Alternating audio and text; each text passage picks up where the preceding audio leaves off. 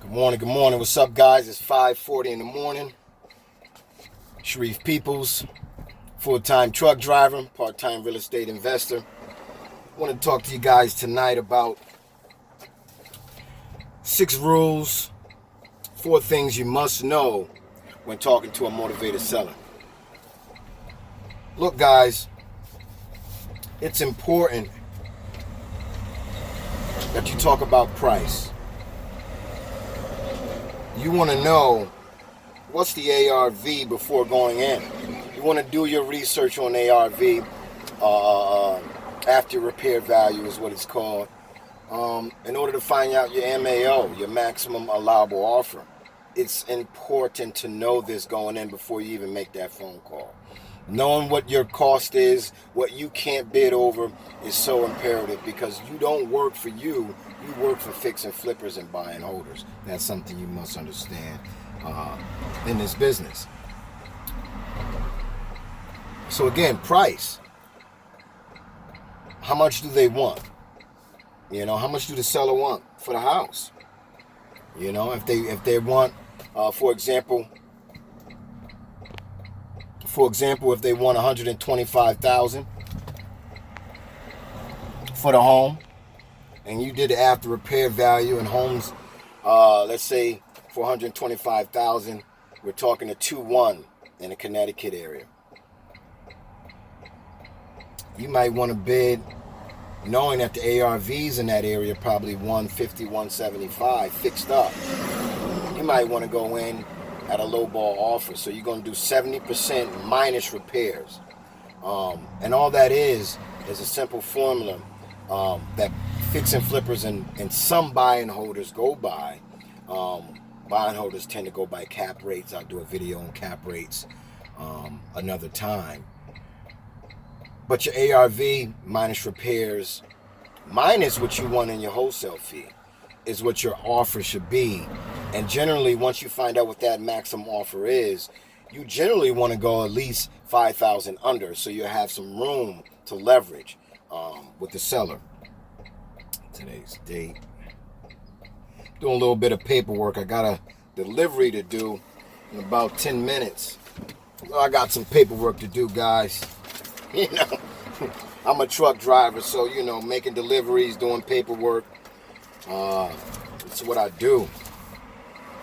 It's what I do. Another thing you need to think about is motivation. It's not our job, humans, to look for motivation. We're not here to create motivation. We're looking for already motivated sellers, people who already are in a situation, unfortunately. Someone may have died. Someone may have gotten a divorce and split. COVID-19 has found a lot of couples in a situation where, we realize we stuck up under each other. Somebody want to cheat, do something else, and they can't. And the other person realizes when it's COVID, I don't know why I like this person anymore. Why am I even with this person? Divorces, crazy, split ups. So people just got into a home, unfortunately, and find out they can't coexist with each other in these conditions and find out, hey, listen, I got to go, I got to split. So someone has to sell that home and part ways. So motivation, we're here to find motivation. We're not here to create motivation. We're looking for the 5%. 5% of already motivated sellers, people with situations, people going through a foreclosure situation where, unfortunately, during COVID-19, people have lost their jobs. I, for one, have been really frontlining it, like a lot of people, like nurses and doctors. We have to make our deliveries. I haven't taken a break yet. Thank God I have job security in that, but I haven't taken a break yet. So I'm out here risking it every night. But again, motivation. We're not here to create motivation. We're here to find already motivated men and women, families, people in a situation. And then time. You want to know what type of time frame are they looking at? Are they looking to sell their home in 2 years? Are they looking to sell their home in 9 months? Or are they looking to sell their home as soon as possible, within the next 30 to 60 days? Those are the people you really want. You know the motivation when they want to sell a home quickly. And that's what we want. We want a timeline. what's the timeline for the seller? Are they eager to get out their house? Are they just relaxed and not really motivated and can sell their house at any given time, not in a strain or stress position for money or anything like that?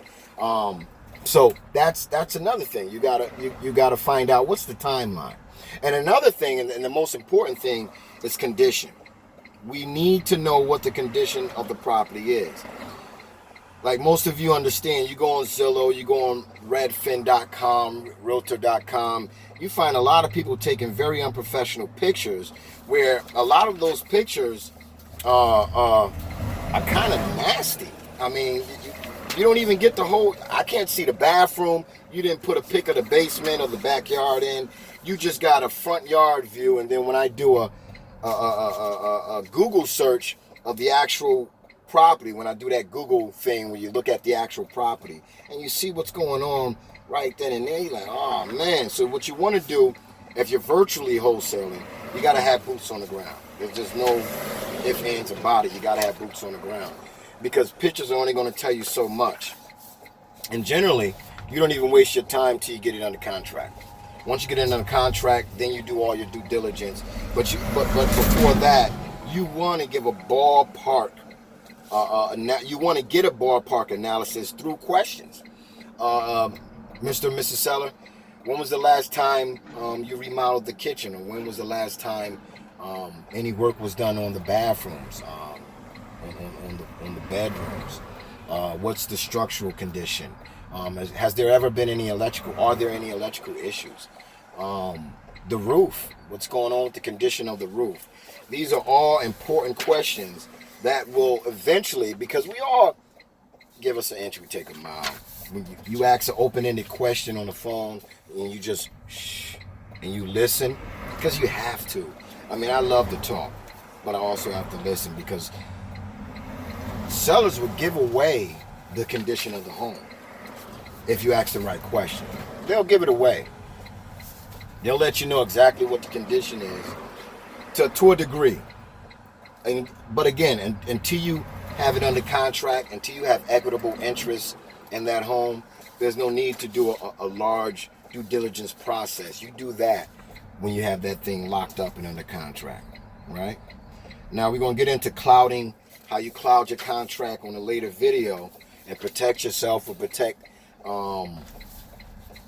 your clients or your cash investor from not getting a deal by another cash investor or investor, wholesaler, reaching around your back and trying to go to the seller and buy the house right up under your nose. There's a way to cloud title and to prevent that from ever happening.